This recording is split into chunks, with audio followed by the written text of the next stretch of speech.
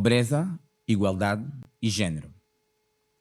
Em Angola, a nossa Constituição e leis, como a Lei contra a Violência Doméstica, Lei 2511, são consideradas progressistas e garantem no papel a proteção dos direitos das mulheres e raparigas.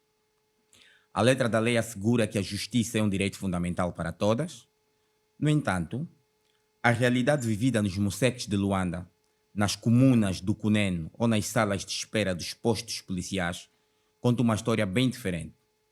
Milhões de mulheres angolanas continuam sem conseguir aceder à justiça.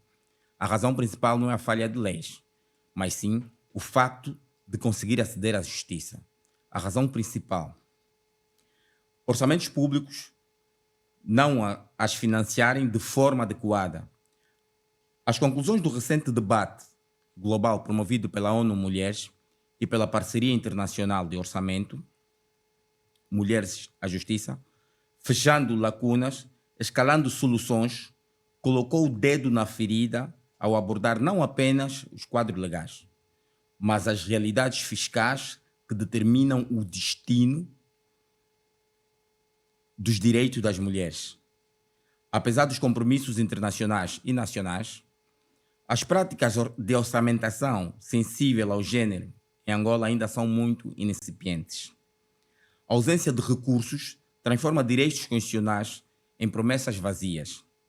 A nossa realidade cotidiana é duramente marcada por tribunais e salas de atendimento à vítima sem recursos. As estruturas especializadas existem em poucos municípios, onde funcionam, entretanto, a falta crônica de recursos humanos e materiais. Muitas vezes, não há veículo para realizar uma diligência crucial. Um técnico social para acolher devidamente uma vítima ou simplesmente papel e tinta para lavrar um ato de ocorrência. O peso da dívida e austeridade, as dificuldades macro-orçamentais que o país enfrenta, têm um rosto claramente feminino. Num contexto de restrições, os cortes orçamentais atingem primeiro os serviços básicos e a justiça, setores já de si frágeis. A austeridade agrava e o déficit de justiça, deixando as mulheres mais pobres e vulneráveis, ainda mais desprotegidas. Barreiras estruturais que persistem por falta de verba. A lei existe, mas não há orçamento para a sua implementação. Falta financiamento para campanhas massivas de divulgação legal nos idiomas nacionais, para a formação contínua de juízes, procuradores e polícias em perspectiva de gênero, e para a criação e manutenção de gabinetes de apoio jurídico gratuito nos bairros. Sem este desafio, portanto, não é apenas legal, é fundamental. Esse desafio não é apenas legal, peço desculpa, é fundamental e é fundamentalmente fiscal. É imperioso reconhecer que o acesso à justiça é um serviço público que precisa ser custeado. É imperioso reconhecer essa realidade e passar da intenção política à ação concreta, com meios financeiros à altura. Isto significa, por um lado, transparência e participação no Orçamento Geral do Estado, da sociedade civil e as comunidades que possamos, para que todos juntos possamos influenciar a elaboração e monitorizar a execução do Orçamento Geral do Estado, percebendo exatamente quanto e como está a ser gasto na proteção das mulheres e no funcionamento do sistema de justiça. Segundo, compromissos com prazos e metas. O governo deve assumir, no quadro das recomendações internacionais, compromissos claros e mensuráveis. É preciso estabelecer metas com prazos definidos para a alocação de recursos específicos destinados à implementação integral da Lei contra a Violência Doméstica e ao apetrechamento do sistema de justiça em todos os municípios. Terceiro, vontade política com a execução orçamental. Não bastam discursos sobre o empoderamento da mulher. É indispensável inscrever no Orçamento Geral do Estado e efetivamente executar os fundos necessários para que as procuradorias da República, os juízos de família e as casas de acolhimento funcionem de forma ininterrupta e com dignidade. A questão central que se coloca a todos nós, cidadãos e governantes, é simples e direta. O dinheiro de Angola está a chegar às mulheres? O dinheiro de Angola reflete uma prioridade política declarada? Continuaremos a ter leis admiráveis e uma justiça que só existe para poucas, é tempo de trabalhar em conjunto, governo, parlamento, sociedade civil e parceiros. Para fechar esta lacuna e obedecer os 5 minutos, construir um sistema de justiça sendo devidamente financiado que chegue finalmente para todas as angolanas. Obrigado. Texto de Sérgio Calundongo, sugerido por Ana Filomeno. Obrigado. O nosso tema de hoje é pobreza, igualdade e gênero, e eu agora vou tomar o meu lugar, vou convidar as minhas duas convidadas a tomarem aqui os nossos lugares na mesa. Pelas cores. Qualquer das cores, nós não temos assim prioridade. Eu vou dar prioridade à Ana Celeste Januário, que eu peço uma salva de palmas. Ana Celeste Januário é jurista, foi secretária de Estado para Direitos Humanos e Cidadania. E à minha esquerda, então, vou colocar a Iracelma, já não tem opção, só tem a esquerda mesmo. Iracelma de Souza, gestora e defensora dos direitos humanos. Agora eu vou me sentar deste lado, já torrei os meus 5 minutos, mas vou me sentar e vou passar basicamente em revista aquilo que são as regras do nosso jogo. Epa, está muito desproporcional. Está muito desproporcional. Se o Jota puder fazer aí, enquanto isso eu vou passar em revista aquilo que são as nossas regras. O nosso debate tem 5 questões, se restar algum tempo, coisa que não acredito que terá. Vamos até a 6ª questão. Para a primeira questão, primeiro bloco, temos 5 minutos para cada uma das nossas convidadas e direito à réplica de 2 minutos e 30. O mesmo vai acontecer com a segunda questão. A terceira é uma questão livre, temos 10 minutos e chamamos questão do trungungo, onde a palavra é livremente atacada pelas nossas convidadas. Imediatamente a seguir passamos para a plateia, que também pode interagir, plateia, internautas que nos acompanham virtualmente e participar então com questões ou contribuições. Na 4ª e 5ª pergunta é o mesmo modelo, 5 minutos para cada uma das nossas convidadas e depois então o espaço para a réplica de 2 minutos e 30. Eu acho que as regras do jogo estão basicamente explicadas para quem nos assiste pela primeira vez. Temos esses lencinhos, não são inocentes, mais ou menos para marcar aqui a tendência do nosso debate e animar a sala. E vamos então às questões. Parece-me... Sim, não, sim. Tá bom. Não, para mim sim. tá bom. Eu por acaso estou sem aqui. contato. Até vou me posicionar aqui. Sim. Como não aparece mesmo. Oh. Às vezes já fica desigual.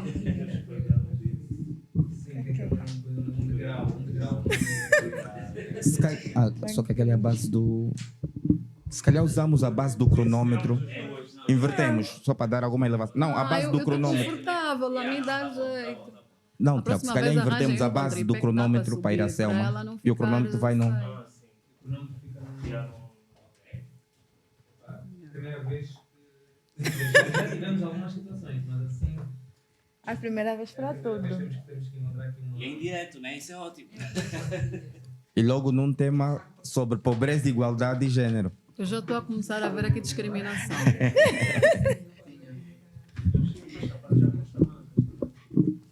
Tinha que pedir salve. Já melhorou. Obrigada. Já melhorou, né? Boa. Esse é o progresso da inclusão. Sem dúvida. Ultrapassando essa parte técnica, superando essa parte técnica, vamos então à primeira pergunta do nosso tema, que é pobreza, igualdade e gênero, para recordar. A primeira questão, no extensivo, faço questão de fazer recordar, porque nas redes sociais nós colocamos ela em short form para gerir o espaço do cartaz.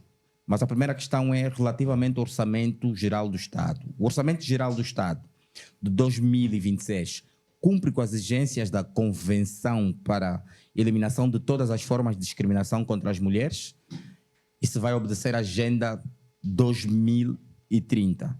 A essa questão, Ana Celeste respondeu-nos que sim e a Iracelma de Souza disse que não. Eu vou começar com a Ana Celeste para saber o otimismo da Ana Celeste. Muito obrigada e boa noite a todos e todas. saudação especial aqui à Iracelma, que eu não conhecia. Prazer, muito gosto. Prazer. Sim, eu sou otimista por natureza e também, pronto, também conheço bem não só a CEDAW, o Protocolo de Maputo, os Objetivos de Desenvolvimento Sustentável, acho que é a Agenda 2030 e o Objetivo ODS 5 sobre isso. As Nações Unidas com a CEDAW, que é a Convenção contra todas as formas de discriminação contra a mulher, e os Objetivos de Desenvolvimento Sustentável, eles vêm estabelecer uma série de mecanismos e metas para que sejam atingidas pelos Estados. Não há propostas ou decisões absolutas, além de que é preciso ter em conta a própria natureza e o contexto de cada um dos Estados. E o meu entendimento é que sim, está alinhado com esses compromissos internacionais, desde logo porque nós temos, desde a Constituição, políticas públicas e instituições, e depois em termos de contexto onde podemos já divergir, tudo isso alinhado com o princípio da igualdade de género. Uma das coisas que eu digo é que Angola nasceu independente com o princípio da igualdade. Feliz ou infelizmente, há países no mundo, e hoje até países do welfare, que quando nasceram não havia esse princípio da igualdade. Homens e mulheres não eram iguais. Em muitos países as mulheres não votavam sequer, não tinham esses direitos. Nós já temos isso na nossa Constituição, o princípio da igualdade e da não discriminação, e isso vem já alinhado com esses compromissos. A Constituição tem um artigo muito interessante que vem dizer todas as normas que não estão aqui, mas que estão plasmadas em tratados internacionais ratificados pelo país, fazem parte integrante. Ou seja, a própria Constituição diz a CEDAW está aqui também. Então, se a CEDAW está aqui também, do ponto de vista formal, legal, estamos alinhados. Onde é que vamos ter dificuldades e problemas para ser o ideal, mais rosinha, se quisermos, na implementação prática? A prática, o dia a dia, vai demonstrar exatamente onde é que temos as barreiras, onde é que temos uma série de questões que bloqueiam. Por isso é que hoje o documento mais inovador é o Protocolo sobre Gênero e Desenvolvimento, que é da SADC, que é da nossa região, que vem falar das cotas. E ela vem dizer assim, olha, não sendo possível ter a igualdade, mesmo nos ordenamentos jurídicos em que está dito que os homens e mulheres são iguais, em alguns lugares aplica-se as cotas. Podemos concordar ou não concordar com as leis de cotas, mas elas vêm, sobretudo, para nos ajudar. Terminou? Elas vêm, sobretudo, ainda tem. Elas vêm, sobretudo, para ajudar naquelas situações de desequilíbrios a fazer o equilíbrio. Temos instituições vocacionadas? Temos legislação? Temos uma política de género. Temos aí, do ponto de vista transversal, em vários documentos legais em Angola, que vêm trazer essa abordagem da igualdade. Como disse e repito, igualdade formal. Protocolo de Maputo também, tudo, igualdade formal. Onde é que nós temos questões que nós temos que fazer alinhamentos? Como é que as instituições trabalham para garantir essa igualdade e como é que estão a questão dos nossos números, não é? As mulheres representamos 51% da população, mas esse 51% da população representa e tem o poder real de 51% da população. Aí sim, temos que ir trabalhando para chegar e atingir esse ideal da igualdade. Mas também temos outras barreiras que não são só barreiras legais. Nós temos fortes barreiras culturais e barreiras religiosas. Não é? E se calhar, se não fosse isso, talvez não estaríamos aqui hoje no mês de março e não estaríamos sempre a bater para a questão da igualdade entre homens e mulheres, independentemente de qualquer visão política qualquer um de nós tenha, tendência ou não. Então, muito obrigada. Ainda tem tempo, Ana. Vou usar depois. Tá bom, obrigado então. Eu vou passar a mesma pergunta para a Iracelma de Souza, que respondeu-nos ceticamente com um não. Por que não? Não, pronto, felizmente tive a oportunidade no mosaico ainda em trabalhar com as questões ligadas ao Orçamento Geral do Estado. E uma das competências em que pude ganhar foi certamente a análise orçamental numa perspectiva de género. E continuo a insistir que o nosso orçamento não está alinhado aos compromissos assumidos por Angola. Primeiro, lembrar que o princípio da igualdade de gênero, né? Ele reforça, sobretudo, a valorização e o respeito pela dignidade humana. Na nossa sociedade, quando falamos de igualdade de direitos entre homens e mulheres, ainda confundimos os termos. Nos discursos, nós vemos a confusão entre biológico e construção social. Quando nós falamos do princípio de igualdade, se lembrarmos que é um princípio básico de direitos humanos, é homens e mulheres, rapazes e raparigas olharem-se e respeitarem-se por serem seres humanos, nós vamos compreender que não há lei que venha determinar nem assegurar isso, né?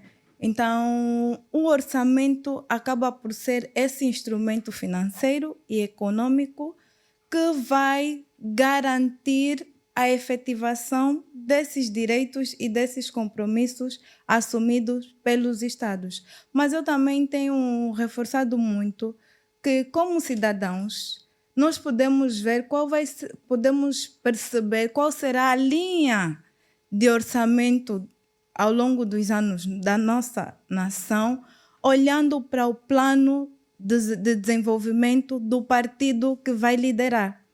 Então, isso já nos dá uma base, porque todo orçamento ele é feito com base no plano de desenvolvimento. O plano de desenvolvimento ele traça os objetivos, onde é que o Estado quer chegar.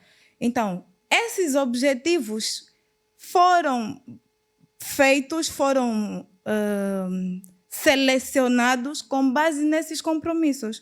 A CEDAW, a Convenção sobre a Eliminação de Todas as Formas de Eliminação de Discriminação contra a Mulher, os países devem assegurar igualdade na educação, emprego e saúde. E ela realça não apenas uma igualdade legal, mas real, que se reflita na vida prática das mulheres. Então, o nosso orçamento não se reflete na vida prática nem das mulheres, nem da maior parte dos cidadãos. Por outra, esta igualdade deve reprimir a discriminação e a sua efetivação depende dos poderes legislativo, executivo e judicial. No nosso contexto, nós ainda vemos a dificuldade de tornar transversal os assuntos ligados às questões de gênero. Então, nós tivemos em 2021, pela primeira vez, um orçamento com marcadores de gênero. Foi um passo significativo, a sociedade civil até aplaudiu, porque os marcadores de gênero num orçamento permitem-nos perceber até que ponto essas políticas promovem ou não a igualdade de gênero. E, atualmente, nós temos um OGE sem os marcadores de gênero. Então, nós em 2021 celebramos avanços para caminharmos numa orçamentação sensível ao gênero, mas agora retrocedemos porque alegamos não estar capacitados, porque uma análise sensível ao gênero ela é complexa. Deve ser baseada com base em dados estatísticos, que temos dificuldade. Então, nenhum programa deve ser elaborado, financiado, sem bases estatísticas. Então, atualmente, nós temos um orçamento em que as prioridades não respondem à vida prática, os direitos das mulheres. Obrigado, Iracelma. Super generosas conosco com o tempo até agora, oferecerem tempo para compensar o meu excesso. A Ana Celeste agora tem direito a 2 minutos e 30 para a réplica. Ok, muito obrigada. Sim, eu continuo a insistir que o orçamento é sensível ao género e tem sim os indicadores de género. Se formos ver os últimos relatórios do Unicef, e que é feito não só pelo Unicef em Angola, mas também incluindo organizações da sociedade civil, está lá muito claro que os indicadores de género, os marcadores de género, GT1, 2 e 3, estão refletidos no orçamento. Agora, a forma de equilibrar e fazer a visualização no pós-implementação é que não temos. Mesmo o PDN, se formos a abrir agora o PDN até 2027, ele também tem marcadores e tem indicadores. A Agenda 2050 também tem marcadores e também tem indicadores. De qualquer forma, hoje nós conseguimos ter esse orçamento sensível ao género, como a Iracema disse, desde 2021, e ele continua a ser melhorado. Dentro desse orçamento, nós também temos a questão da criança e, como disse, os indicadores de género, e temos vários aspectos transversais. Por exemplo, adotou-se o princípio, ou a norma, que vem isentar o pagamento de IRT para o salário mínimo. Salário mínimo, estamos a falar setor formal e setor informal. Se estivermos a falar do setor formal, temos ainda um pendor muito masculino, mas se estivermos a falar sobretudo do setor informal, estamos a falar de trabalhadoras domésticas e pequenos empregos.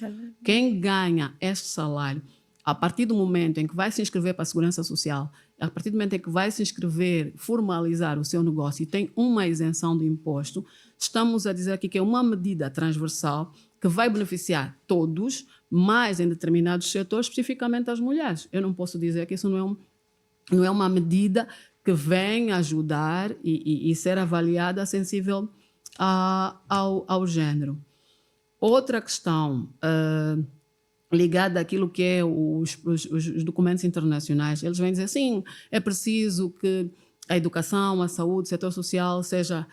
Que essas recomendações sejam adotadas não só do ponto de vista formal, mas também do ponto de vista real. Mas a pergunta é, que país é que já lançou a bandeira branca e disse eu consegui atingir 100%? Nós temos os países do welfare, os países que têm estado... Pode pôr os 56 dá pouco tempo. Os países que estão a adotar... Ana, desculpa, não há compensação. Mas eu guardei. Mas vai ter tempo. Pronto, vai ter tá os 10 minutos de outro mundo. Vai ter compensando. Passa aí ao Tiago, paragem técnica para acertar o cronômetro. Iracema vai ter os mesmos 2 minutos e 30 2 para a minutos e réplica. meio. Prontos. Primeiro, volto a insistir. Os orçamentos gerais do Estado não são neutros e nem devem ser. Os orçamentos têm impacto diferenciado na vida das pessoas.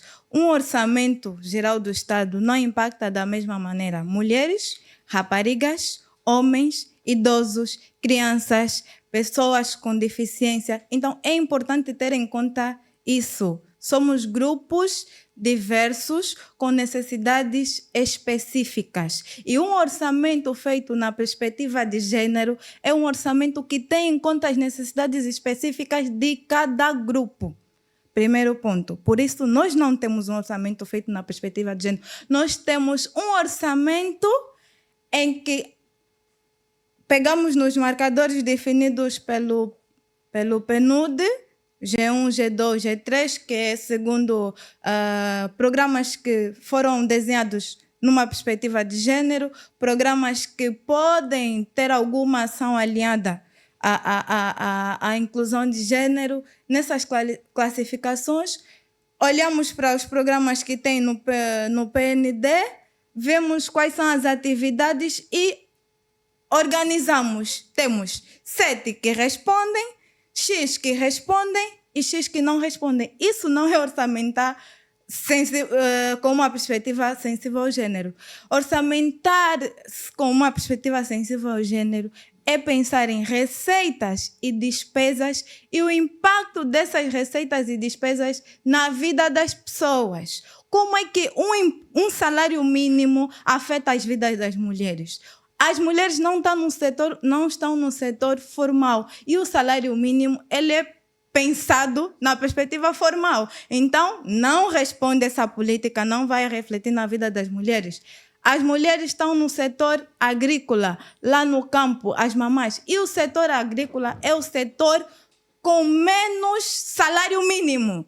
Ou seja, o setor privado tem um salário, se o setor privado tem um salário mínimo, acho que agora estamos em 70, o setor agrícola, onde estão as mamães, as camponesas, estão no 30, 50. Então, se você quer realmente gerar impacto na vida dessas Obrigado, mulheres, Iracema. tem que investir onde elas estão. Obrigado, Iracema. Qual é a tendência da nossa sala? Qual é a tendência dos vizinhos? Tem ali em cima para marcar a tendência. Ok, muito bom. Bem equilibrado, ainda bem. Foi então o primeiro bloco de questões. Só fazer aqui 2 notas. A Ana Celeste faz referência ao PDN, que é o Programa Nacional de Desenvolvimento. Plano Nacional de Desenvolvimento. Plano Nacional de Desenvolvimento. Plano de Desenvolvimento Nacional. Plano de Desenvolvimento Nacional. E CEDAW, para quem nos acompanha na tela digital, né, no smartphone, quer dizer Convenção para a Eliminação de Todas as Formas de Discriminação contra Mulheres. Vamos ouvir isso várias vezes ao longo do debate. É importante fazer essa nota. Agora vou inverter aqui as questões. Vou começar pela Iracema de Souza. Iracema, o baixo investimento nas zonas rurais prejudica as mulheres? Esta questão tu respondeste que sim. Sim. E a Ana Celeste disse que não. Por que sim, Iracema? Por que sim? Primeiro, gostaria de apelar à sociedade angolana, já que estou a ser vista, que não existe mulher rural. Não existe mulher rural. Eu não sou uma mulher urbana. Então, por que temos que ter mulher rural? Se não temos mulher condominial, se não temos mulher periurbana. Este é o primeiro ponto. Nós temos mulheres que vivem em contextos geográficos, demográficos diferentes, urbanos, rurais, periurbanos. E investir nas províncias em que são demograficamente caracterizadas pelo ambiente rural é de facto investir nas mulheres. Acabei de dar o exemplo do salário mínimo nacional, podem pesquisar. O setor agrícola é o que menos o salário mínimo aumenta. É o setor que o salário mínimo é mesmo o mínimo dos mínimos dos mínimos. E as mulheres estão neste setor a fazer maior parte dos trabalhos. Depois, tem também a questão do acesso à terra. As mulheres nas zonas rurais não têm acesso à terra, trabalham nas lavras dos maridos e, normalmente, a agricultura de subsistência que elas fazem, se a lavra for sua, isso tem até no estudo do mosaico, acho que uma pesquisa de gênero, a mulher trabalha na sua lavra e toda a colheita da sua lavra é para a subsistência da família. E trabalha na lavra do marido e toda a produção da lavra do marido é para investimento. Então, nós já vemos aí uma diferença. O acesso à terra para as mulheres é um grande problema. Não são proprietárias das terras em que dão o seu suor diariamente. Questões ambientais, nós temos o documentário da Viúva das Secas. As mulheres, as crianças, os idosos ficam para trás. Quando não há água nas comunidades, elas têm a responsabilidade de ir atrás da água. Se for 10.000 quilômetros, elas vão percorrer isso, leva muito tempo. Então, elas dedicam a maior parte do seu tempo nos trabalhos de cuidar de crianças, cuidar dos idosos. Em situações de seca, são abandonadas porque os maridos alegam que vão atrás de subsistência, né, à procura de melhores condições. E são elas que ficam e cuidam dos vulneráveis. Então, investir nelas, e não só, investir em qualquer mulher tem um efeito multiplicador. Eu estou aqui neste momento, eu estou a garantir horas extras de quem ficou com a minha criança. Temos homem baby sister? Não.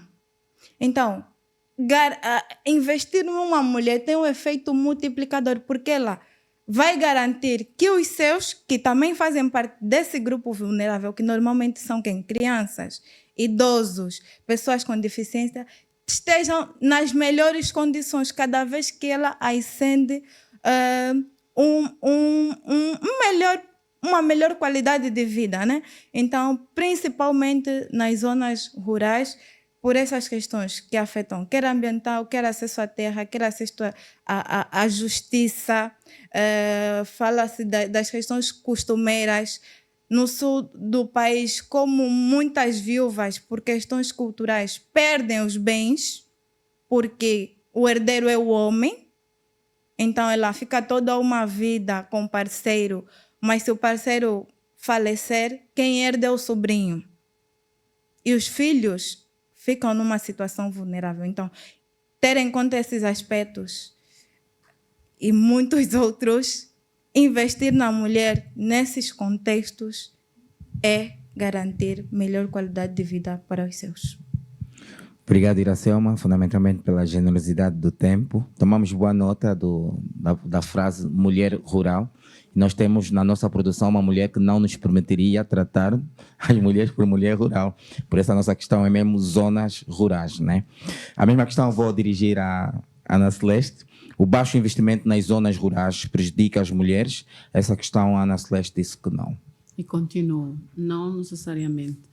Eu acho que justificar ou tentar justificar o alto ou baixo investimento em determinada zona e colocar ali no centro a figura da mulher, tornar a mulher a causa, o problema, estaríamos de alguma forma a reduzir a mulher. E por isso não concordo.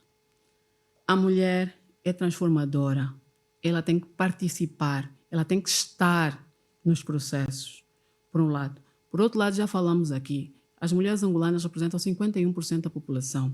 O investimento tem que ser proporcional, tem que ser ali onde ela está. E todos nós sabemos, fazendo uma análise do perfil demográfico da Angola, onde está a maior parte da população. Vamos investir onde está aquele que é o nosso centro, ou vamos investir onde não está para que depois, quem sabe, algum dia, com a migração, voltarem para lá. Me parece que é uma decisão que, colocada na mesa, qualquer um de nós, uns podiam dizer sim, outros podiam também dizer não, mas me parece que o momento é atual, é preciso investir na mulher. Não é a questão zona, é a questão mulher, ser humano mulher, onde ela estiver. A zona é um espaço, é um lugar. Então, por isso, não. Se a mulher não estiver naquele lugar, não vale a pena fazer investimento. O investimento tem que ser feito onde ela está. E depois, como verificamos, temos uma série de questões. Temos a questão cultural, que foi aqui falada, e a questão religiosa. Ou seja, já pegando um bocadinho nas deixas da Iracelma, parece que a ideia não é que é um sim. Parece-me que a ideia não é o lugar, é a forma, é a educação, é aquilo que nós podemos fazer para transformar outras mulheres, independentemente do sítio onde elas vão estar. Se eu for uma mulher empoderada, não importa se eu estou no Luau, no Lumbalanguimbo, se eu estou no Luiana. Eu vou ser Ana Celeste com a minha cabeça e com o meu pensamento e com as minhas ideias. A zona não vai fazer uma diferença. Pode fazer uma diferença na forma de estar, eventualmente, o sapato, etc. Mas, se eu tiver a educação suficiente e necessária para estar ali, eu vou reclamar os meus direitos. O tio não vai tirar os meus bens. Ana, vou dobrar o tempo. Tivemos um erro de cronometragem. Tem mais 2 minutos e 30. Peço desculpa. Ótimo. Ainda bem. De tal forma que a questão do investimento não é a zona, não é o espaço, não é? Só retocando.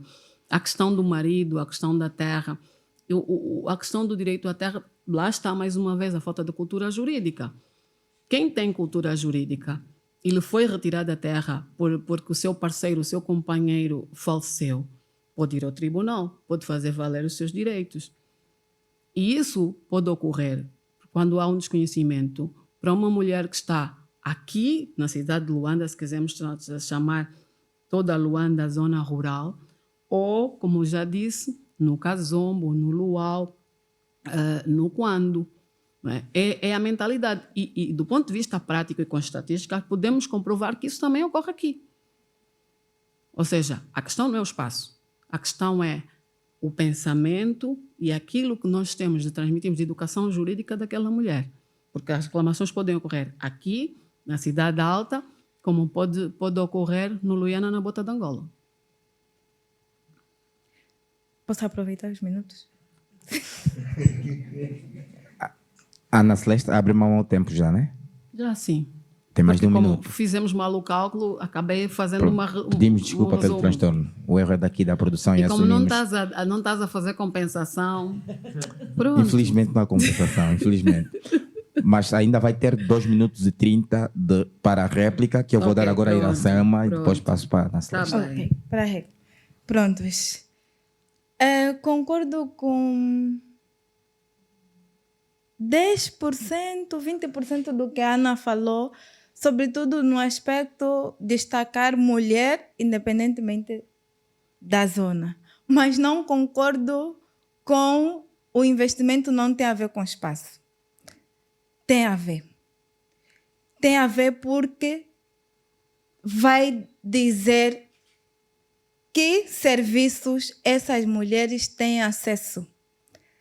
Na zona rural, se tiver universidade, se tiver creche, se tiver maternidade, se tiver um centro médico, ela não precisa se preocupar de fato. Mas tem. Então, dizer que não é a questão mulher ou a questão espaço mais mulher, não concordo com isso. O espaço influencia e nós estamos aqui, cada um de nós sabe que influência teve cada espaço que nós pisamos. Os espaços têm impacto na vida das pessoas. Os serviços disponíveis nesses espaços, nessas zonas, nessas províncias, nós não teríamos Luanda cheia se todas as províncias tivessem os mesmos serviços que tem em Luanda, se as estruturas fossem descentralizadas. Então, se as pessoas não têm no seu seio o básico, vão à procura desse serviço básico. Ou, no caso das mulheres, não tendo condições para ir à procura, porque eu, para mim, migrar, vou pensar, tenho X filhos, tenho que ter passaporte para todos, nem estou a conseguir resistir, porque o pai nem sei se está onde. A lei... Para pessoas, mulheres solteiras, qualquer pessoa solteira tem que ter um testemunho se fez o filho com quem. Então, com todas essas dificuldades, eu vou permanecer onde estou. Então, os espaços têm influência sim, porque devemos investir e garantir serviços de qualidade nesses espaços. Aí sim, vamos olhar de maneira geral as mulheres, independentemente do espaço. Obrigado, Iracema de Souza. 2 minutos para a Ana Celeste para a réplica. 2 minutos e 30, 2 minutos Ok. e 30 segundos. Então, eu mantenho também a minha posição, obviamente. O ser humano tem que estar no centro de tudo. Não é o lugar, não é a política para as pessoas, são as pessoas para a política. É as medidas para as mulheres. E a pergunta seguinte é, onde é que nós estamos? Olhando para o perfil demográfico de Angola, onde é que as mulheres estão? Onde? Eu não estou a dizer que elas não estão nas zonas rurais. O que eu estou a dizer é que o investimento tem que ser, para ser real e para atingir, e foi uma das coisas que a Iracema disse, para atingir aquela mulher, para que aquele orçamento geral do Estado atinja aquela mulher e ela sinta a diferença, tem que ser onde ela está. E quando colocamos 100 mulheres, vamos ver onde é que elas estão. Não estão todas nas zonas rurais. A maior parte da nossa população está colocada na zona litoral. Então, vamos dizer assim, não, agora vamos fazer ali onde elas não estão para esperar que elas depois venham. As mulheres estão na zona litoral? Me parece que não. Então, quais são os principais centros aglomerados populacionais? 30% é Luanda. 30% é Luanda. A estatística é facto, não é? E à medida que nós vamos saindo do litoral, vamos tendo menos desenvolvimento, vamos tendo também menos pessoas. Agora, uma pergunta que se podia colocar é como fazer esse equilíbrio das assimetrias? A pergunta do equilíbrio das assimetrias é uma pergunta de territorialidade e desenvolvimento que tem a ver com os dois. Mas não dizer, olha, agora vou acudir essas que estão aqui e esquecer tudo o resto, senão o orçamento não vai mesmo fazer efeitos. Por isso, no meu entendimento, é preciso olhar para a questão proporcionalidade. Temos que investir onde elas estão e onde estão as suas necessidades. A questão não é espaços, a questão é a mulher. Obrigado, Ana. Sempre muito generosas com o tempo. Só uma nota a Iracelma de Souza. As interrupções aqui dão lugar à suspensão do NIF. Vamos suspender o teu NIF, se voltar a interromper. Pronto. Vamos embora. Agora quero saber a tendência da sala. Como é que está a tendência do lencinho? Super equilibrada, muito bom. Olha, agora tem direito à interrupção. Agora vamos à terceira pergunta. Nós chamamos aqui a pergunta do Trungungo. Eu vou dar aqui uma finta à minha produção. Eu troquei a questão, mas já coordenei aqui com quem sugeriu a pergunta do Trungungo, que é a terceira questão. A representação feminina no Parlamento traduz-se em poder real de decisão política? Essa pergunta eu vou começar com a Ana Celeste, que nos disse sim. Por que sim? Sim. Eu vou começar, porque vou fazer o máximo de gestão do tempo, vou começar com o histórico do Parlamento angolano. Desde 1992 nós tivemos o Parlamento multipartidário, nós tivemos naquela altura menos de 10% de mulheres. Hoje estamos com uma cifra entre 39% a 44% de mulheres no Parlamento. E isto vai refletir, se quisermos analisar com profundidade, nas políticas e nas legislações que foram aprovadas durante esse período todo. Então, é sim e faz toda a diferença a voz e o coro feminino nesse espaço de legislação.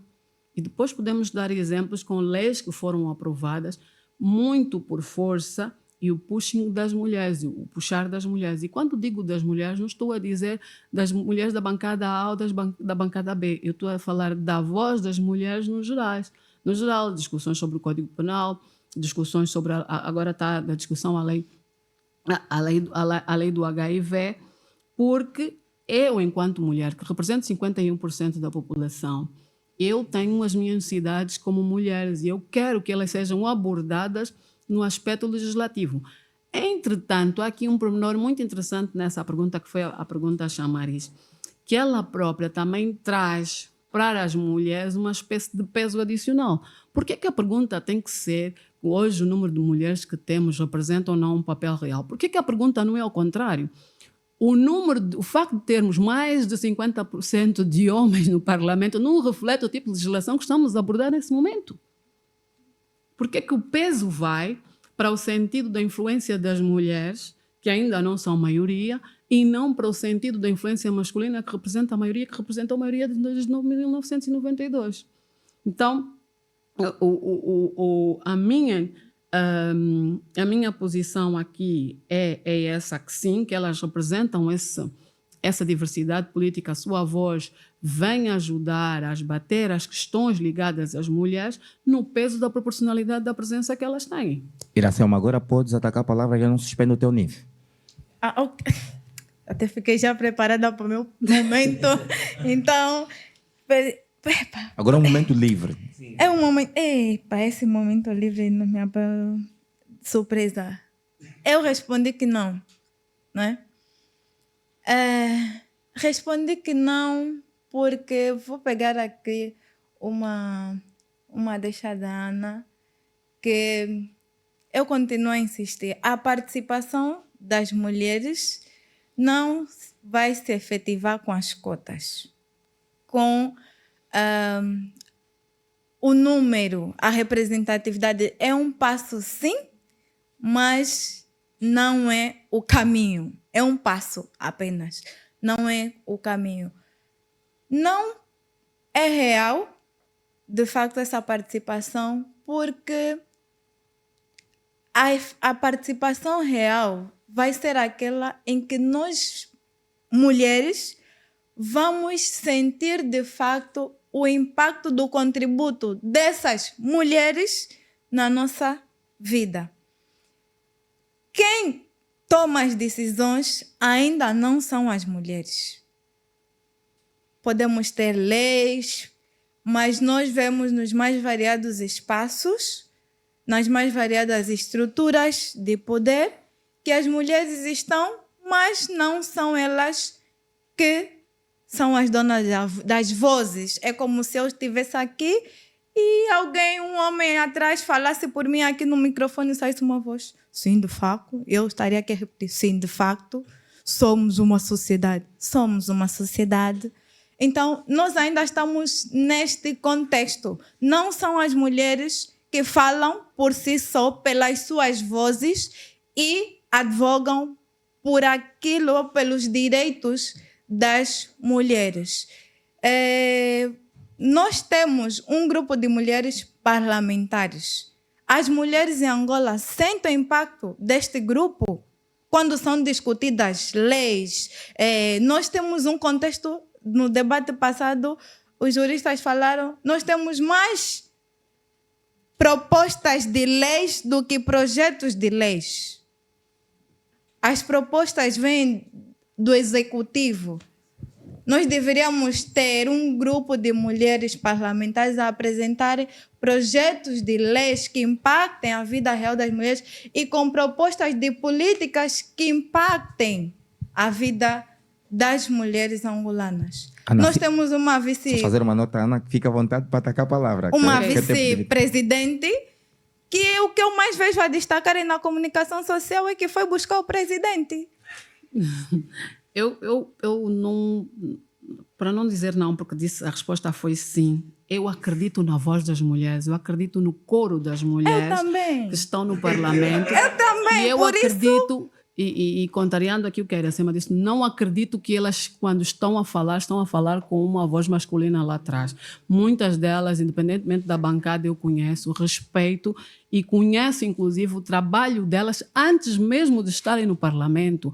Eram ativistas, mulheres profissionais de vários ramos e várias áreas do saber, com intervenções sociais muito fortes e com projetos e resultados dados.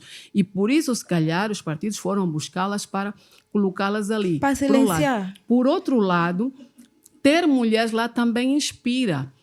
Ver que De fato. depois de muito tempo temos uma mulher que é presidente de um partido, líder de uma bancada parlamentar, isso vai ajudar para que as meninas, as adolescentes possam também se inspirar nela e desejar estar lá. Porque senão, mesmo sendo uma maioria numerária, nós não vamos chegar lá, nós não vamos... Porque eu vou me inspirar em quem se eu só estou a ver naquele lugar homens? Então, essa é a minha abordagem. Quanto à questão de propostas, projetos de lei, eu acho que também não é... Do ponto de vista jurídico, para juristas, e olha que eu sou jurista, para juristas, de onde vem a proposta, é importante, sim senhora, que é para ver, eventualmente, como é que anda o sentido. Mas para mim, o mais importante, estando a falar de mulheres, de pobreza e igualdade de género, o tema. Quem vai trazer o tema da paridade? Vamos discutir se queremos cotas ou não queremos cota. Venha de onde vier a proposta legislativa. Quem tem mais tempo, quem não tem mais tempo, quem pensou mais, quem não pensou mais no assunto. Isto, para mim, não seria a questão principal. A questão principal seria o tema que vamos abordar. A agenda, quem vai decidir sobre a agenda e se essa agenda me interessa e se faz jus às minhas necessidades. Como disse a Iracema, mais uma vez, pegando a deixa dela. E quem faz as agendas? Se Ana? essa lei que veio como proposta de lei, que se veio como projeto, vai fazer uma diferença na vida das pessoas, vai fazer uma diferença na vida das pessoas com deficiência, vai fazer uma diferença na vida das pessoas vivendo com HIV, vai fazer uma diferença na vida das mulheres que estão na zona rural. Então, esta é, para mim, a questão principal. E volto a dizer, as mulheres são transformadoras e elas servem de inspiração para muitas e outras mulheres que estão... Sim, estão por aí. nós precisamos, de facto, de referências. Mulheres precisam de referências. Por isso eu digo, né? As cotas são passo, não são o caminho. E as mulheres precisam de agir por si próprias, porque o verdadeiro poder real é aquele em que elas têm acesso à informação, participam, falam por si, advogam pelos seus direitos e têm tomada de decisão e controle sobre aqueles que são os seus direitos e as suas responsabilidades. Nós não temos as mulheres a serem... num partido, ainda não temos aqui nenhum partido em que a mulher candidatou, teve a iniciativa de candidatar-se, Temos sim. de passar por todos os processos, nem Temos, sim, as temos a Bela- agendas, Posso interromper, não é? nem as Temos a agendas Bela dos Malaquia partidos. do partido que até tem Onde um nome é que a bem Mamã Bela interessante, que é ficou? PH, que é uma... Ela está lá, ela não ficou, ela está lá e se tivermos normalidade constitucional, que é o que todos desejamos, ela vai estar até 2027. E depois, em 2027, nós, na qualidade de eleitores, cidadãos, eleitores passivos, vamos decidir se ainda queremos lá ou não. Não é real, não Então, é dizer que real, não está, não é quando real. ela existe e está lá, é até humanista, olha só, uma expressão tão bonita para quem trabalha em direitos humanos. Esqueci.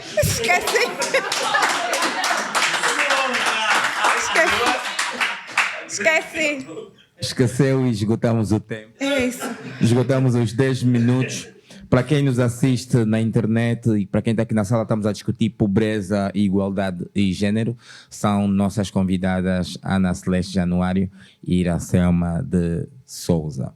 Vamos continuar. Este é o momento para a plateia brilhar, tanto os internautas quanto quem está aqui na sala, para colocar questões. Estamos com dificuldade da produção, temos apenas um micro.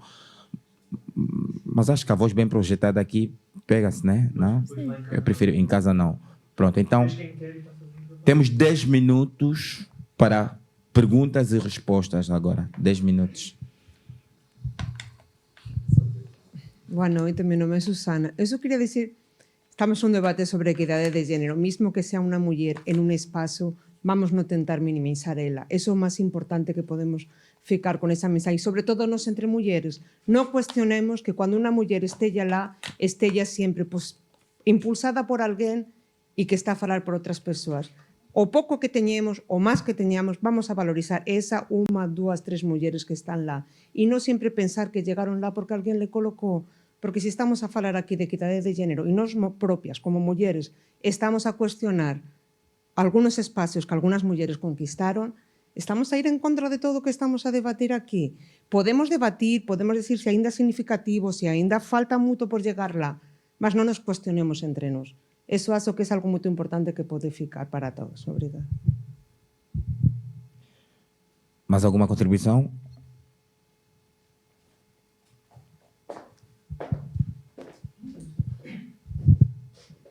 Obrigada. Janice, o debate está muito interessante, mas eu acho que as discussões, principalmente nessa última questão, ignoraram um pouco aquilo que é o contexto tanto político, econômico e social do nosso país. Digo político porque nós olhamos como se chega ao parlamento em Angola e nós vamos depois querer falar de meritocracia, o que cada um e cada uma faz dentro do parlamento. Porque se nós tivéssemos um contexto completamente diferente que proporciona ou que dá direito a quem quer chegar ao parlamento concorrer, e aí talvez nós íamos discutir meritocracia, mas agora as mulheres que estão dentro desse contexto político, elas acabam, antes de discutirem questões de mulheres, acabam discutindo questões de partido, porque o objetivo também é se manter na posição em que estão enquanto partido e enquanto mulheres parte desses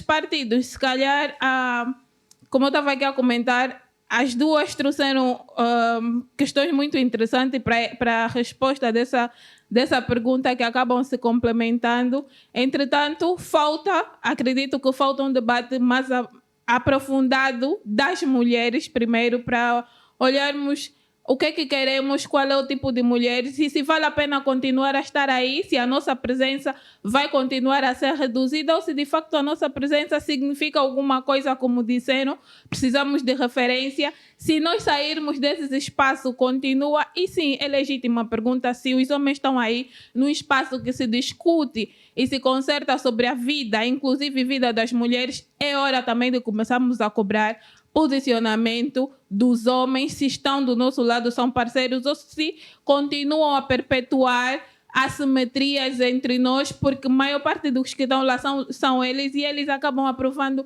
leis que colocam as mulheres cada vez mais distantes dos espaços de participação, inclusive, que é aí onde tudo começa. Nós não vamos querer cobrar... Tem o tempo também. Não é só Iracelma.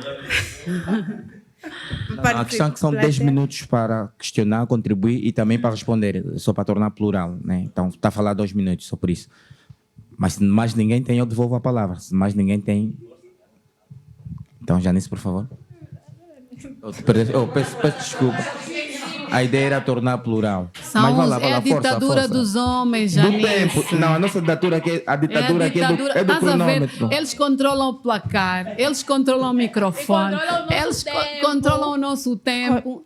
Estás a ver como Exatamente precisamos isso. E depois de olhar parece mais que para a estão nossa conosco força. nessa caminhada da igualdade de género. Afinal de contas, não estão. Temos que começar a cobrar com medidas certas. Mas é isso. Eu acho que seria muito interessante olharmos para a participação onde tudo começa. Todas essas questões que nós levantamos aqui sobre as mulheres acaba tendo um início que nós somos excluídas dos espaços que se decidem desde muito pequenas, e nós que trabalhamos ou que andamos por essa Angola fica cada vez mais difícil acreditar que a igualdade de género para Angola ou para o Estado angolano é de facto uma agenda política de compromisso e não mais uma frase bonita para se ter nas t-shirts e estar aí nos rodapés das notícias, né? Por exemplo, o presidente da República, enquanto presidente do MPLA, abriu o discurso do Congresso da OMA e ele afirmou que nós só vamos chegar à participação plena da Angola se nós tivermos a participação das mulheres. Então é porque ele acredita, ou sabe, tem noção de que esse país não vai avançar e nenhum plano de desenvolvimento será de facto efetivado se as mulheres não estiverem aí. Mas se depois nós olharmos para os planos de educação, acesso ao trabalho, acesso à terra, esses planos não abraçam as necessidades das mulheres. Então, ou estamos comprometidos ou não estamos comprometidos. Não pode existir meia verdade ou meia necessidade ou meio querer para um assunto tão grande. Se nós entendemos que Angola está para trás ou continuamos cada vez mais pobres porque não há participação de todos e todas e nós continuamos a excluir todas, fica complicado assumir ou acreditar que algum compromisso que o Estado angolano diz ter seja de facto real. E isso acaba sendo revoltante, estar a ouvir toda hora, todos os dias, que o empoderamento é uma pauta, é uma agenda de facto do Estado angolano, quando o Estado conhece todos os problemas das mulheres, mas quando chega na hora de agir, se demarca, fecha os olhos, dá meias coisas. Por exemplo, vamos falar do acesso ao trabalho. As mulheres estão fora do mercado formal.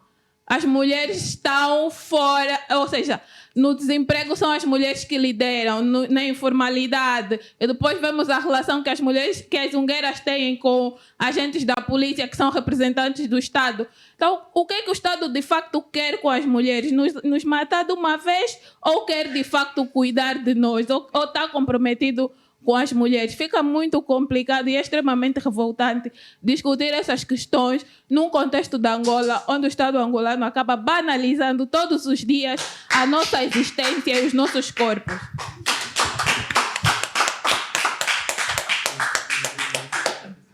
A Janice, pelo menos, devia equilibrar o tempo com as convidadas, né?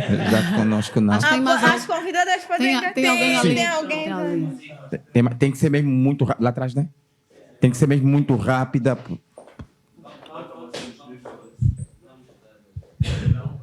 Boa noite.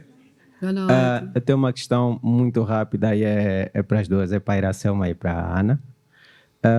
A nossa vice-presidente foi eleita agora uma das mulheres, das 100 mulheres mais inspiradoras, assim dizer, nos países africanos de língua oficial portuguesa. A nossa vice-presidente, só para reforçar, que, como a Iracelma disse, é conotada a nível da nossa sociedade por ser a pessoa que é experiente em despedir o nosso presidente a nível do aeroporto quando está a viajar. Receber e despedir. Agora, a minha questão para vocês é essa. A nível de expressividade dentro da nossa sociedade, é um exemplo para vocês a nossa vice-presidente? A nível de expressividade, como mulher, é para vocês uma referência, é para vocês um exemplo. É esta mulher que representa, a todos os níveis, uma mulher angolana, o poder de uma mulher angolana, para vocês, na vossa opinião. Como é que chama? A questão de Joaquim Antunes. Olha, exatamente. A questão de Joaquim Antunes é se o poder nominal da vice-presidente tem impacto real. Vamos dobrar o tempo, né? Como okay. fomos generosos com o tempo, coloca 10 minutos, acho que em 10 minutos. Pronto. Acho que a companheira, não sei como é que ela se chama, que está ao lado da Janice, ela fez exatamente aquilo que são os meus... Como é que se é? A Leonela fez exatamente aquilo que era o meu questionamento principal. É verdade que nós temos no nosso sistema político e de organização do Estado, há uma relação, há um espaço ou uma relação, de alguma forma, questionada várias vezes sobre o papel do vice ou da vice-presidente. E a forma como é Joaquim, não é? Como o Joaquim apresentou a questão da professora doutora Esperança Costa, parece que não trabalha, mas a mim me inspira. Sim, nós temos uma mulher como vice-presidente. Nos 50 anos nós não tínhamos. Eu conheço, fui ver o currículo dela. É uma professora doutora, é uma pessoa com uma carreira para chegar até ali. Tem uma carreira e tem várias coisas que ela fez. Não sei se já teve a oportunidade de ler algum dos artigos dela, sabe qual é a área dela de especialização, se dentro do mandato dela de vice-presidente, sabe quais são as pastas que ela segue. Ela segue a pasta do HIV, a questão da sinistralidade, algumas questões ligadas ao ambiente. A questão tem uma campanha muito forte sobre a questão da mulher na ciência, que é o chamado STEM, ciências e matemáticas. Ou seja, se calhar o santo da casa não está a fazer milagres, mas foi fazer milagres lá fora, porque eu não acredito que seja um prêmio ou uma distinção que tenha sido feita ao mero acaso, porque se estamos a falar de CPLP ou mesmo se estivermos a falar de PALOP, estamos a falar de países que têm mulheres fortes com cartas dadas. Então, se calhar era a altura de irmos revisitar, que é para ver os indicadores. Que indicadores é que foram usados para fazer essa classificação? E aí sim estaríamos em condições de questionar a questão dela em específico. Agora, a questão da função, como disse a companheira, talvez seja essa a função que nós tenhamos que questionar, não é? E me sinto representada assim. Quanto à questão da Janice e a questão da Susana, sim, acho que temos como mulheres refletir sobre esses contextos, sobre essas coisas que impactam e que influenciam a nossa vida como mulheres e não deixar, seja quem for, que nos sentirmos atacadas. Não podemos nos sentir atacados, temos que nos sentir representadas, temos que nos sentir incluídas. Por isso é a questão que eu disse que a mulher é elemento de transformação. Eu quero ser um elemento de transformação e eu quero ver, nem que seja de forma progressiva, as coisas a mudarem, que haja um passo. Foram dados passos, sim, mas eu quero mais. E acho que todas nós e toda a sociedade, aqui também ponho já os homens para não ficarem muito de fora, todos nós temos essa vontade de ver as coisas a mudarem, as coisas a melhorarem. De tal forma que, por isso, lutamos, advogamos, nos batalhamos, acordamos todos os dias para ver e deixar um país melhor para os outros, ou como diz o sistema das Nações Unidas, não deixar ninguém para trás, cada vez nos sentimos mais incluídas, nós que estamos aqui na cidade de Luanda, mas também pensar nas mulheres que estão fora desse nosso ambiente, que estão noutro lugar. Esse tempo é só para mim ou para as duas? Então deixo a Iracema, senão vou. Okay. Janice, as mesmas questões, são 3. Iracema, a da Janice, da Susana e do Joaquim. Sim. Pronto, eu vou responder de uma maneira transversal as questões. De facto, a Janice reforçou um ponto aqui e eu gostaria de destacar a questão. A representação feminina no parlamento traduz-se em poder real de decisão política? Então, eu gostaria de destacar essa questão. E eu respondi que não. O que acontece? O patriarcado, o capitalismo, todos esses sistemas dominados pelos homens, eles são bem articulados e bem estratégicos. E sempre que nós falamos do contributo de uma mulher, do papel de uma mulher, associada a uma estrutura de poder em que quem domina é um homem, nós depois, principalmente entre nós mulheres, vamos acabar por entrar no debate meritocracia. Ou seja, somos forçadas a provar o quanto eu sou competente para estar aí. Eu tenho que justificar determinada posição, determinado cargo, determinada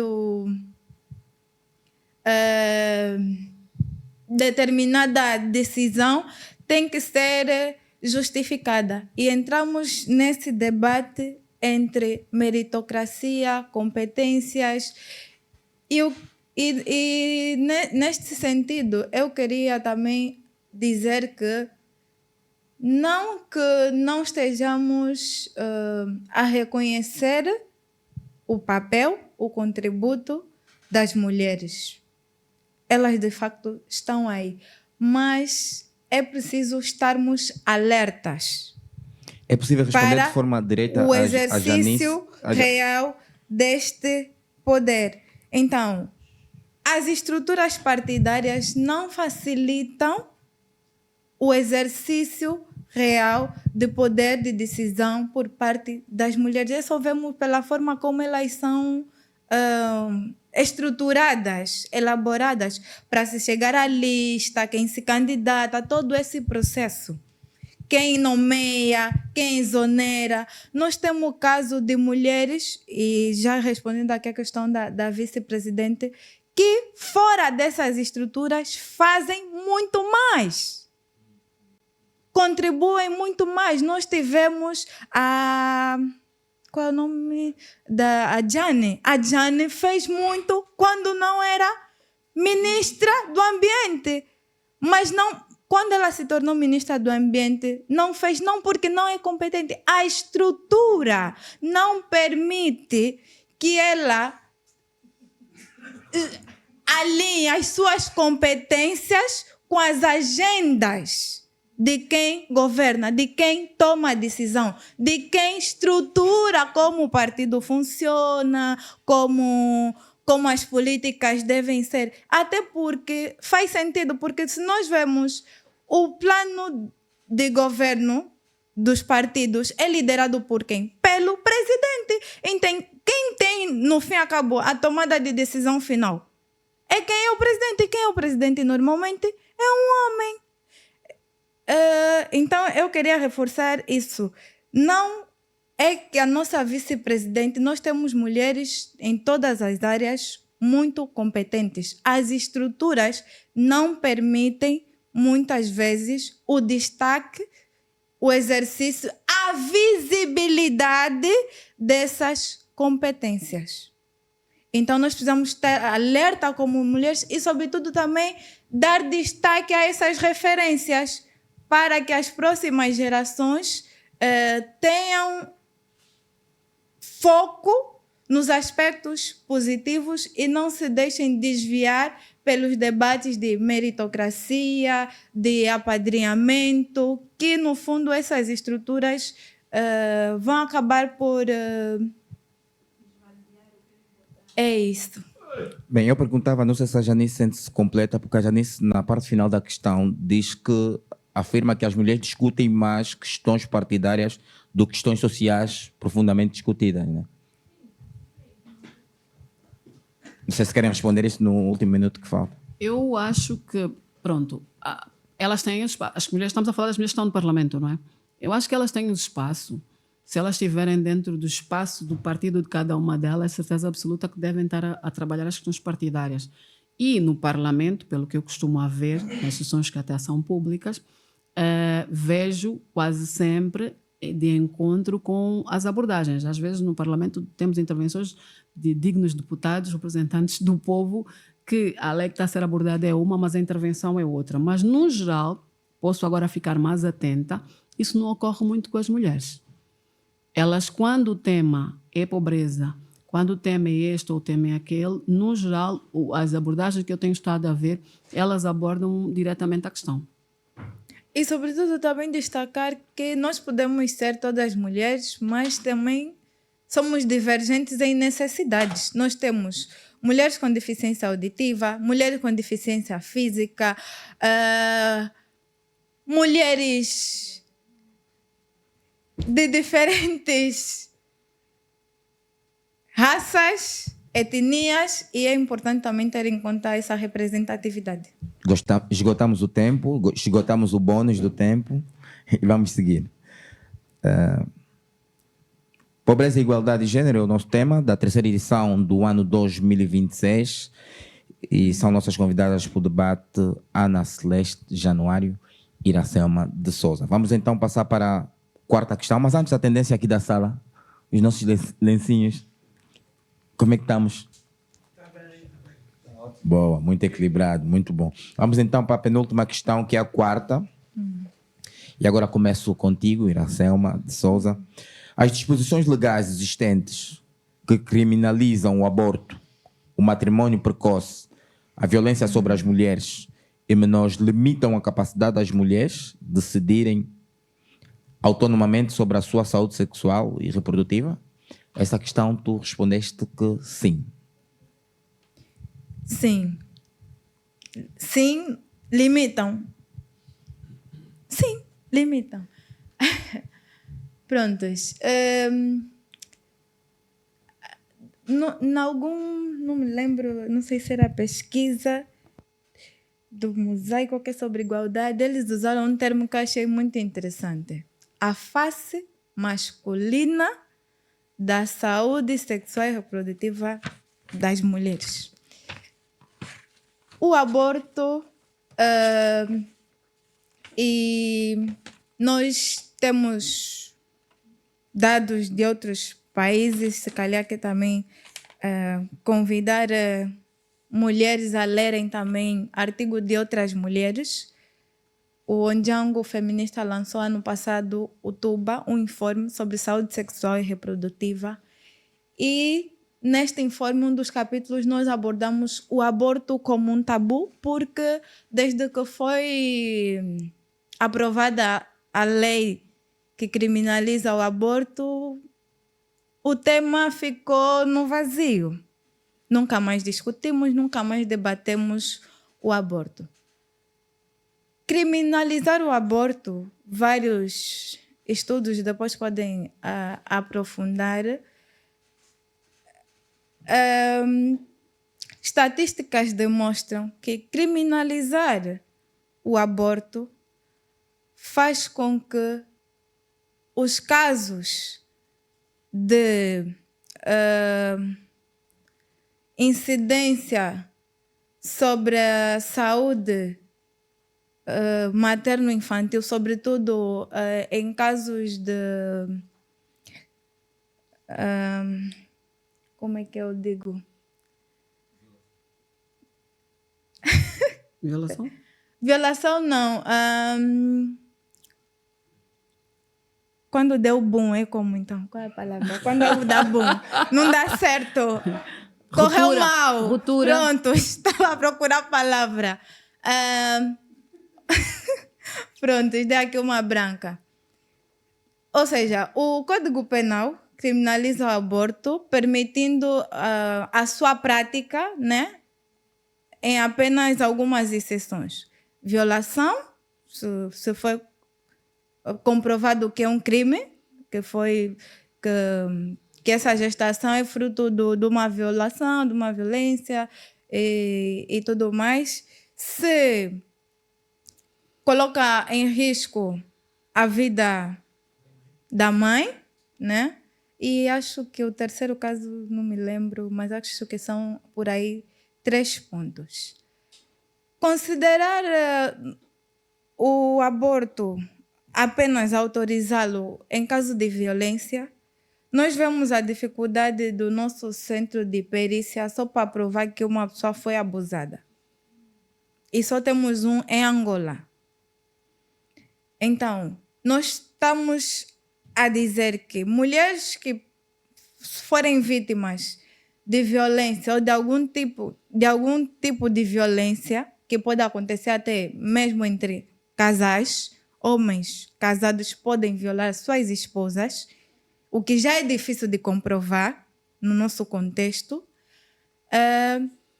As esposas não têm autonomia para efetivar este aborto porque têm que provar que sofreram essa violência. As instituições não estão capacitadas para atender esses casos que devem ser comprovados.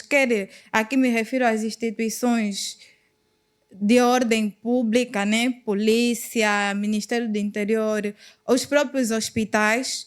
Então, as mulheres recorrem ao aborto inseguro e esses casos agravam-se. Quando recorrem ao hospital, muitos deles dão até a morte. Então, nós temos muitos dados sobre como a criminalização do aborto incentiva a prática ilegal de aborto. Então, por isso é que eu digo sim. E temos casos de muitos países que tiveram a taxa de mortalidade e os índices reduzidos de mortalidade por incidência de aborto ilegal quando tornaram essa prática. Iracema, esgotou o tempo. Legal. Bom, vou colocar a mesma questão para Ana Celeste. Disposições legais existentes que criminalizam o aborto, o matrimônio precoce, a violência sobre as mulheres e menores limitam a capacidade das mulheres de decidirem autonomamente sobre a sua saúde sexual e reprodutiva? Não. Essa questão a Ana disse não. Não. E volta a dizer não. E volto a dizer não e também ajudar separando, não é? A Iracema colocou a questão do aborto, mas é preciso separar a questão do casamento precoce com a gravidez precoce e a questão da violência de género. Ou seja, uma disposição legal não pode limitar esse aspecto. Ou seja, por isso, não mesmo. Relativamente à questão do aborto, porque o legislador, e aqui pronto, chama mais o aspecto jurídico, eu não quero... Homem, muito bem. A Constituição estabelece a proibição da pena de morte e coloca o bem-vida. Se o legislador constitucional prevê a vida como elemento principal, ele tem que, em todas as outras legislações, ter esse aspecto como elemento principal. Por isso, a questão do aborto aparece na legislação angolana com bastante consulta pública e até hoje com divergência, e está permitido divergirmos, relativamente à questão da aborto crime, sim, com as 3 exceções legais. Resultante de perigo de vida da mulher, possibilidade de malformação congênita do feto, ou aquilo que já estava lá desde o tempo antigo, que chama a proteção da honra, quando é resultado de uma violência, de um estupro ou uma violência. Não é? Óbvio que quem pensa de uma forma diferente, em que tem que se valorizar o direito da mulher a dispor do seu corpo, entendendo que o feto é parte do corpo da mulher, há de entender que a decisão é desta mulher decidir se quer ou não manter ou pretende interromper. Mas aí vamos colidir, não muito, no meu ponto de vista, com aspectos legais, mas com aspectos práticos, que aqui um forte pendor religioso e cultural, em que se eu penso que eu vou decidir sobre o meu corpo, quando eu for dizer ao meu companheiro, namorado, noivo, marido ou ex-marido ou mesmo ficante, muitas vezes, e as estatísticas estão aí, vão dizer, vai prevalecer a decisão de quem? A decisão dele. Não, o filho que está a vir é meu e eu quero. E aí temos aqui uma colisão das vontades, não é? Do mesmo modo que falei há pouco da colisão entre os direitos, a questão vida e a questão do direito da mulher a dispor do seu corpo. Então, quanto a mim, o problema e a limitação é muito mais cultural e religiosa do que legal, porque a lei ainda te dá ali aquelas 3 exceções. Mas, se o pastor, o líder religioso, o marido, o soba, o tio e todas as outras pessoas que metem a colher nesse assunto disserem não, as probabilidades e as evidências demonstram que isto não vai acontecer. Não vai acontecer. Sobretudo se estivermos a falar de mulheres ou raparigas com idades muito jovens.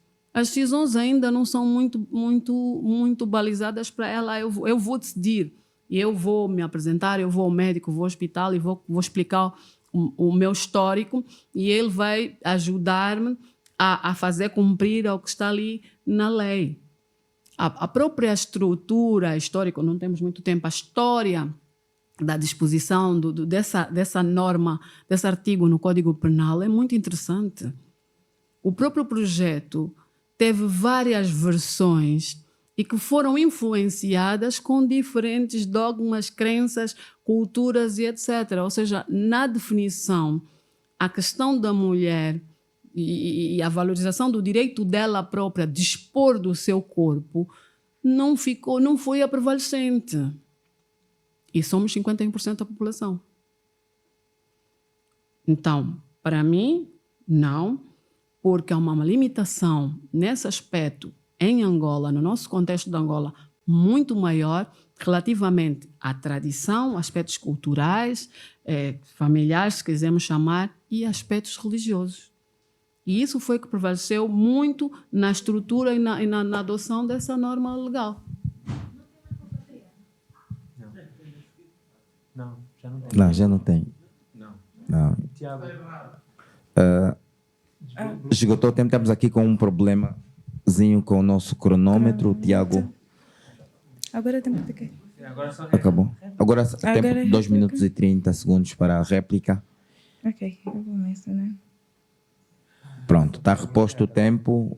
Iracelma tem 2 minutos e 30 segundos. Para a réplica. Bom, eu vou pegar um ponto que a Ana realçou sobre a influência da cultura, da religião, não tanto as disposições legais. E neste ponto, eu justifico que, apesar de sermos um Estado laico, nós ainda vemos a influência dessas estruturas de poder, a religião, a cultura, sobre determinadas leis. E a lei do aborto é uma delas. Falou-se aqui também do matrimônio precoce. Eu não lembro muito bem onde é que eu apontei, mas o matrimônio precoce, culturalmente, ele é realizado em muitas zonas do país, principalmente zona sul, leste. E acho que na Constituição ele proíbe o casamento entre menores. Mas acho que no Código da Família permite, se não estou enganada, entre o Código da Família e a Constituição, já não me lembro muito bem agora, um proíbe e outro autoriza o casamento entre menores. Então, em determinados aspectos da lei, é possível perceber a discrepância em determinada defesa ou posicionamento do bem-vida e da garantia desses direitos na vida das mulheres e meninas. Assim como a violência. O aborto é apenas um dos elementos da saúde sexual e reprodutiva, que é, sobretudo, o direito das mulheres decidirem quando ter filhos, o número de filhos, com quem se relacionar, esgotou o em tempo. que altura e tantos outros. Ei, passou rápido, acho que foi batota. Não. É justo e Prontos. acompanhado por quem está aqui na sala e quem está assistindo-nos a partir de casa. Nós somos o programa Dia de Democracia e utilização igual Agora do o tempo. meu tempo, não é? Tem 2 minutos e 30 Ok, eu segundos. continuo com não. É Eu igual. acho que também, enquanto mulher e sabendo os procedimentos do aborto em si, eu acho que é preciso também olhar para a questão prevenção. É preciso, porque é que eu tenho que chegar até a situação de provocar um aborto? E aí entra o aspecto da educação, a educação sexual e reprodutiva. A aposta na prevenção, nos métodos contraceptivos. Nós temos em Angola, eu estive a ver um estudo do Afrobarómetro, e eles diziam que há um alto índice de negação dos angolanos para a abordagem das questões de saúde sexual e reprodutiva. Falar dos métodos contraceptivos é, de alguma forma, um assunto que acaba por ser meio fechado, não é um assunto muito aberto. Falar do uso da pílula, do condom, da pílula do dia seguinte, do chip, ficou tabu. Por isso é que muitas das meninas, infelizmente, que deviam conhecer esses métodos, acabam por depois ter que usar o expediente do aborto. E muito mal. Não é? Passa a expressão, vão para os carniceiros e acabam por morrer nesses lugares. Então, há necessidade de apostarmos na educação, na abordagem inclusiva, na abordagem de saúde sexual e reprodutiva. É importante que se defina, quando vamos começar a falar de questões de sexo, os toques permitidos, os toques não permitidos para os nossos filhos, em que idade é que nós vamos começar a falar? Como é que nós estamos a educar a menina e como é que nós estamos a educar o menino? Já estive com algumas colegas a discutir, às vezes, até os nomes que são dados aos órgãos sexuais. De alguma forma, até são apelativos para um e menos apelativos para outros. Ou seja, temos aqui não digo uma baralhada, mas temos aqui uma confusão relativamente a uma questão que é fundamental num país com os níveis de casamento precoce e com alto risco dos abortos serem feitos em locais não seguros institucionalizados, que devíamos olhar mais para o aspecto preventivo e abandonar esse tabu e cada vez mais abordar essas questões. Porque ela não teria que decidir sobre o aborto. Ana, esgotou o tempo. Esgotou o tempo. Era só uma viu que é igual. É igual. Não, tem Pronto, qual é a tendência da sala? Sim, senhora, muito bonito. Vamos então partir para a última questão, que é a quinta e última. E é a seguinte: cortes da merenda escolar é compatível com a política? É compatível com políticas sérias de combate à pobreza? Eu ofereço a liberdade para uma das duas convidadas, quem tem interesse em começar. Bom, não sei se a Iracema Não, quer pode começar. começar. Ana Posso Celeste começar? disse sim. Sim. Por quê? É preciso abordar a questão da merenda escolar sobre o que é que está por trás dela. A merenda escolar é um mecanismo, uma metodologia que foi adotada para ajudar a reduzir o abandono escolar, garantir maior inclusão, etc. Se tivéssemos cortado, não é? já vou explicar que em Angola não foi cortado, foi aprovado um outro programa, que é o Programa de Alimentação Escolar. Se tivesse cortado, é possível sim, se nós adotarmos políticas e programas estruturados. Como é que resolve a questão do combate à pobreza? As transferências, o sistema de proteção social abrangente. Projetos como o Valor Criança, projetos como o Quenda, projetos de transferências monetárias, podiam vir e ter o mesmo efeito que um programa como o programa de merenda escolar. Então, programas de hortas familiares, programas de desenvolvimento das famílias, de impulsionar a produção, a agricultura familiar, a produção local, com insumos e etc. Isso ia abordar o tema principal, que o tema principal não é só a falta de comida para a criança na escola. O tema principal é ela precisa de comida para estimular que ela vá à escola, porque a família, o meio em que ela está, não tem. Eu posso abordar na escola, endereçar esse problema na escola, como posso olhar para a família e para a comunidade inteira, adotando outro tipo de políticas e programas estruturados. Não é? Então, por isso, a minha resposta.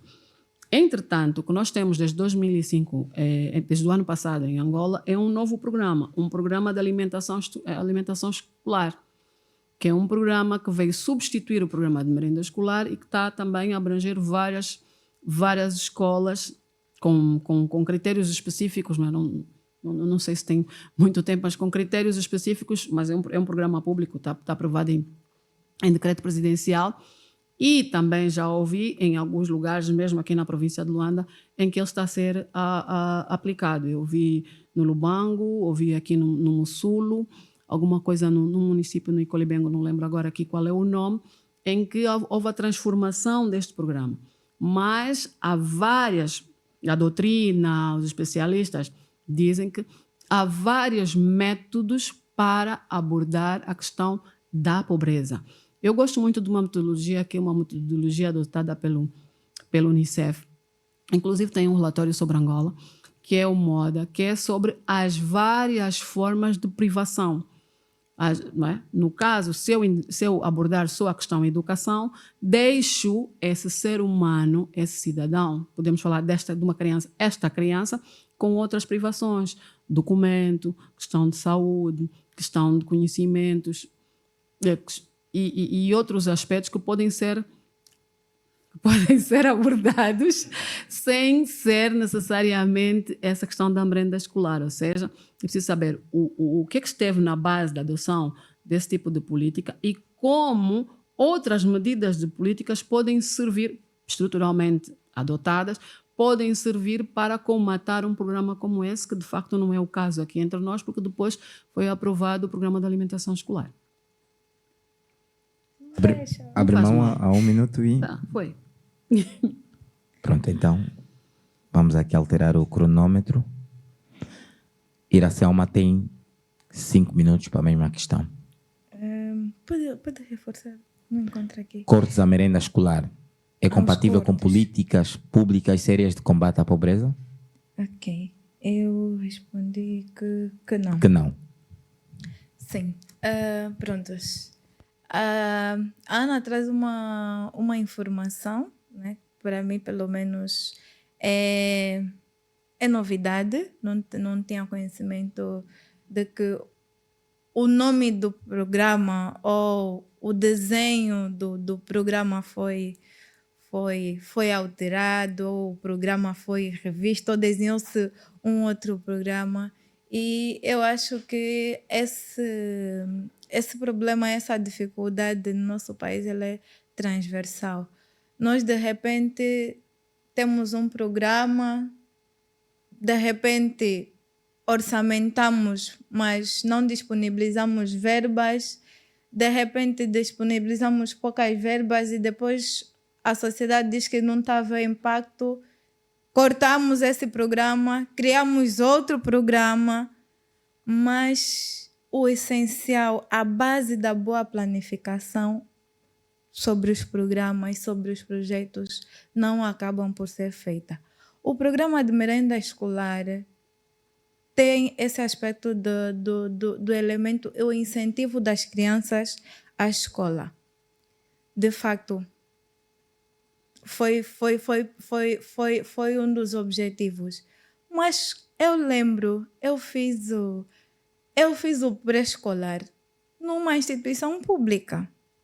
Aqui onde agora é Palmeiras Club, aí no Palácio. Era uma creche pública. E nós tínhamos alimentação, tínhamos até atividades da tele, era tudo do Estado. Quantas creches do Estado nós temos atualmente? Se a Universidade Agostinho Neto só temos em Luanda, quantas creches do Estado nós temos? Quantas escolas públicas têm acesso? Se água é difícil, sabão é difícil, as crianças ter acesso a leite. Eu tomei leite na escola, no meu tempo, quando fiz o primário, era a escola comparticipada. Mas agora as escolas públicas, as crianças encontram um leite, um pão, e há estudos que contribuem para o desenvolvimento das crianças. Concordo que deve-se articular os programas da agricultura, né? De modos a incentivar, mas também já houve casos na zona mais a sul, de crianças que disseram: por que nós aqui estamos a comer batata doce e os de Luanda tomam leite? Então acho que é mais... acho que a análise para a elaboração dessas políticas, desses programas, deve sobretudo ter fundamentado um estudo, um diagnóstico, para perceber e, sobretudo, como priorizar. Que escolas, se eu perguntar por que escolheram essa escola e não outra, qual é o fundamento? As pessoas precisam perceber isso. Por que saímos de um programa de merenda para alimentação? Qual vai ser a diferença? Qual vai ser a abrangência desse programa? Vão ter pequeno almoço? Almoço é alimentação, já não é merenda. Merenda traz outra ideia. Alimentação também traz outra expectativa.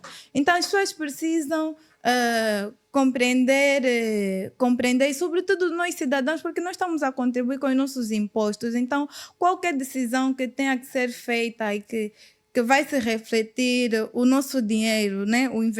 Porque o investimento é nosso. Acho que a comunicação deve ser o mais transparente possível. Os programas devem ser bem fundamentados com estudo, com estatísticas, com bases e de forma sustentável, sobretudo. Obrigado, Iracelma. Temos 2 minutos e 30 para cada uma para a réplica. Não, só para dizer a Iracema e para aqueles que não conhecem, o Programa de Alimentação Escolar foi aprovado através do Decreto Presidencial 83/25 de 15 de abril. Este programa, sim, tem a diferenciação diferente da merenda, que ele prevê uma refeição quente diária para crianças em fase de educação pré-escolar e de ensino primário, refeições nutritivas adequadas à cultura alimentar local. Por isso a questão da batata doce ainda aqui continua a ser questionável, porque é o médico quem vai dizer, o nutricionista, né, que vai dizer o que é o que elemento ou que alimento deve entrar para constituir uma refeição que seja nutritiva para uma criança naquela idade em fase de crescimento. Implementação em todas as províncias e municípios, nas escolas de todas as províncias e municípios, articulação com a agricultura familiar e o fornecimento de produtos a nível local. Né? Questão do programa de alimentação escolar. Ele surge de uma recomendação e de experiência de vários países africanos. Não é? Tudo isso eu fui pesquisar, fiz aí um Google. Países africanos, há a experiência de países como o Senegal, países sobretudo do centro da África, que tiveram bons resultados com isso. A nível do Brasil, fala-se também um bocadinho de alguns exemplos, não é? E o que se diz é, onde se dava uma merenda, dar uma refeição quente, tens uma garantia de que depois, se a criança, a lógica, né, for para casa e não comer mais nada, pelo menos tem os nutrientes necessários para que ela possa estar e crescer saudável e dormir de dia. Agora, a questão do que impacta e da avaliação, sim, nisso estou de acordo com a Iracema. Se tínhamos um programa de merenda escolar, é importante que cada um de nós pesquise que tipo de informação é que nos foi dada relativamente aos resultados do programa merenda escolar. E hoje, já passou mais de um ano, podemos questionar também que tipo de informação e dados estatísticos é que nós temos do novo programa, qual é a diferença, por que é que se alterou. Em regra, nos preâmbulos da lei tem lá também uma justificação, mas acho que a nossa participação cidadã, a nossa participação como ativistas, a nossa participação diária, nos permite, nos obriga a que possamos ir atrás para saber o que é que está por trás disso e não ficar parados. Obrigado, Ana. Esgotou o tempo.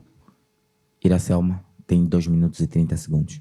Para réplica, não é? Prontos, então é isso.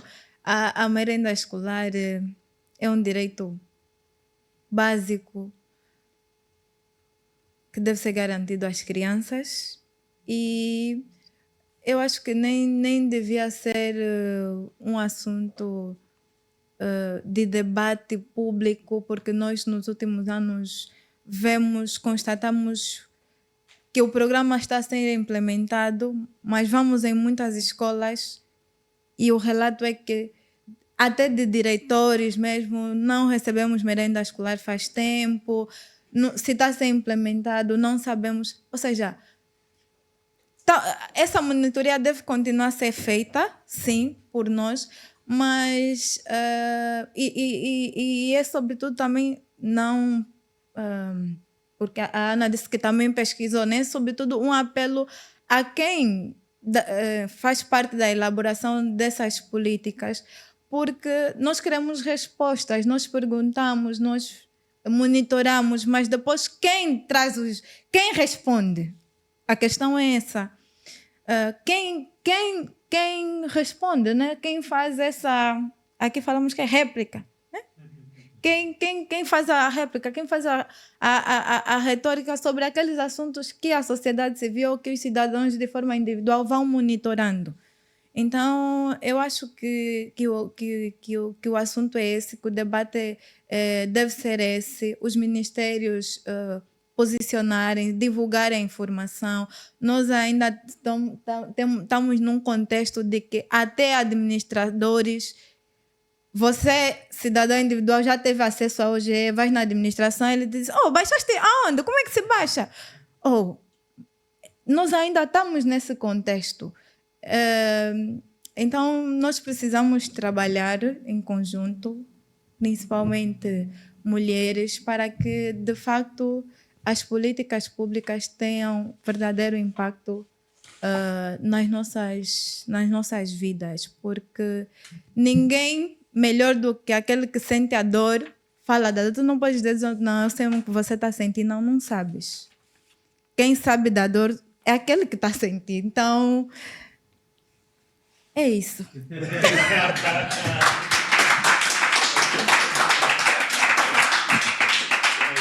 Obrigado, Ana. Obrigado, Iracelma.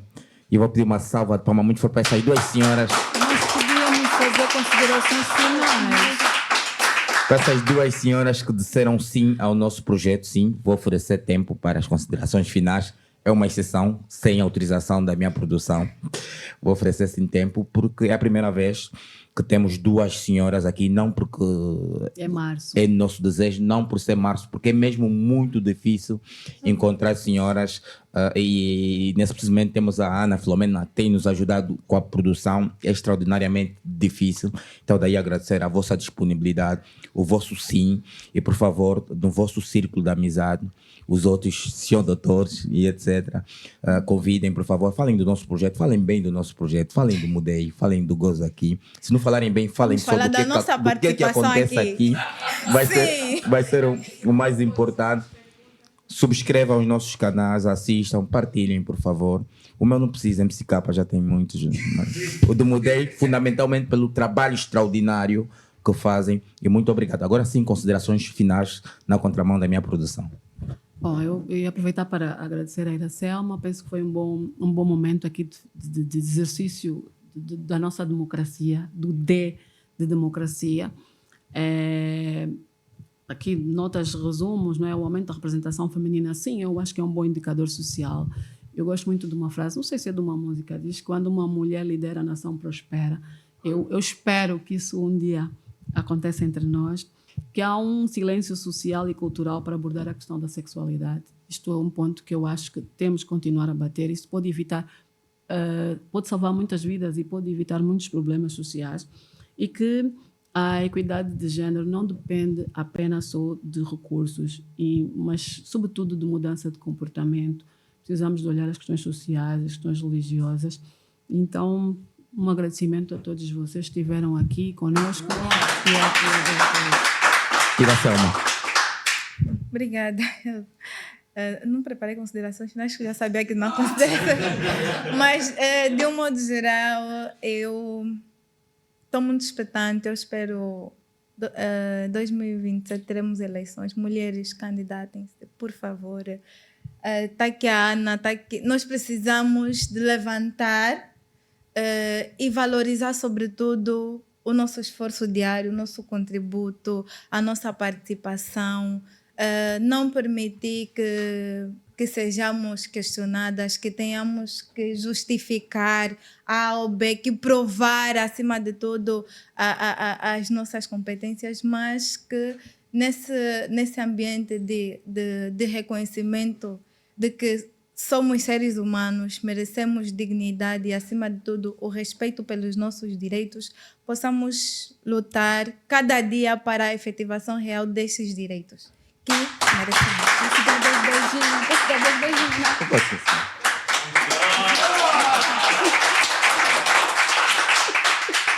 Não é permitido aqui, mas tudo bem, tudo bem. Tudo bem. Apenas para mulheres que transcendem o mês de março, né? Oh, boa. Então, nós estamos aqui toda última quarta-feira de cada mês, como salário regular. E assistam, por favor, partilhem. Foi a 3ª edição do programa, para aqui, né? A número 1, né? Foi a 3ª edição do programa Dia de Debate. Está a gozar com o Tiago e com o Luar. Próximo mês tem mais e oportunamente vamos anunciar o próximo tema. Mais uma vez, muito obrigado pela disponibilidade. Partilhem, falem do nosso projeto. Obrigado. Boa noite. Regresso à casa para todos.